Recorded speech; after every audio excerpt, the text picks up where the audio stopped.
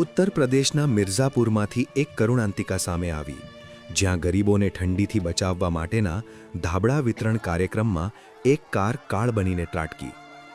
અદલહાટ police station વિસ્તારના ભુઈલી ખાસ પાસે એક બેફામ બનેલી કારે ભીડને કચડી નાખી. ઘટનાની વાત કરીએ તો એક સામાજિક કાર્યકર દ્વારા ધાબળા વિતરણનો કાર્યક્રમ ચાલી રહ્યો હતો.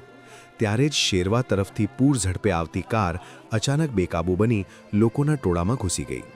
આ અકસ્માત એટલો ભયાનક હતો કે કારે એક સ્કૂટીને પણ અડફેટે લીધી અને તેને લાંબે સુધી ઢસડી ગઈ. આ ટક્કરમાં સ્કૂટી પર સવાર ધર્મેન્દ્ર નામના વ્યક્તિનું ઘટના સ્થળે જ કમકમાટીભર્યું મોત નીપજ્યું, જ્યારે અન્ય 6 લોકો ગંભીર રીતે ઘાયલ થયા. અકસ્માત સર્જીને ભાગી રહેલા કાર ચાલકનો ગ્રામજનોએ પીછો કર્યો હતો, પરંતુ આરોપી ચાલક કાર મૂકીને ફરાર થઈ ગયો હતો.